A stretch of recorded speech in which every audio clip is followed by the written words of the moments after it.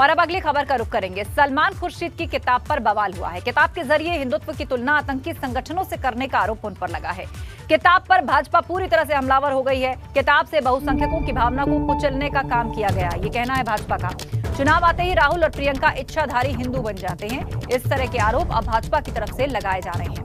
दरअसल सलमान खुर्शीद की ये किताब सामने आई है और इसी किताब के कंटेंट पर भाजपा हमलावर हो गई है।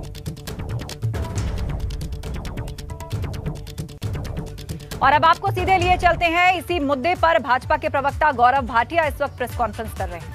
Proud to belong to a religion which has taught the world both tolerance and universal acceptance. ऐसे हिंदू धर्म को आप अपमानित करें, उसके खिलाफ गलत शब्द बोलें, यह कतई बर्दाश्त नहीं किया जाएगा।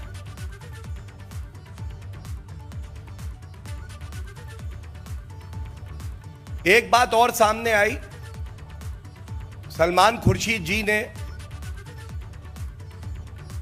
एक प्रश्न के उत्तर में जब उनसे पूछा गया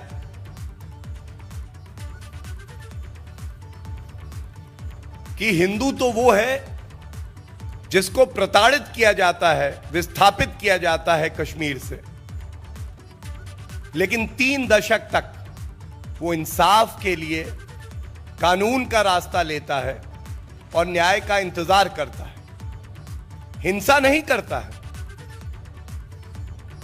तो उन्होंने जो जवाब दिया वो फिर से उस बात की पुष्टि करता है जो बात मैं आपके समक्ष रख रहा हूं। उनसे कहा गया कि ये जो हिंदू हैं कश्मीर से, हमारे कश्मीरी पंडित भाई, इनको वहां से निकाल दिया गया। तो उनका शब्दशः उत्तर था, हो गए तो हो गए, बाहर हो गए तो हो गए, हम क्या करें। याद करिए 1984 के दंगे हुए दुर्भाग्यपूर्ण। सैम पित्रोदा से पूछा गया, उन्होंने भी कहा था हुआ तो हुआ।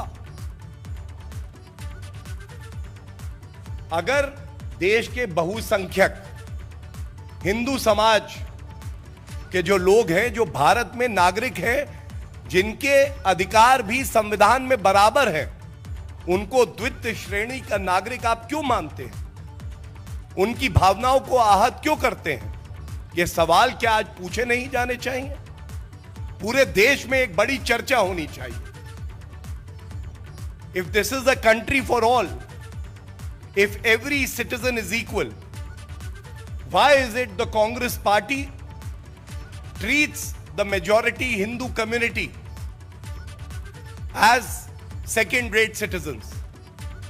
Why is there so much of hatred for Hindus in the Congress? Why is it that Sonia Gandhi ji does not even have the courage to condemn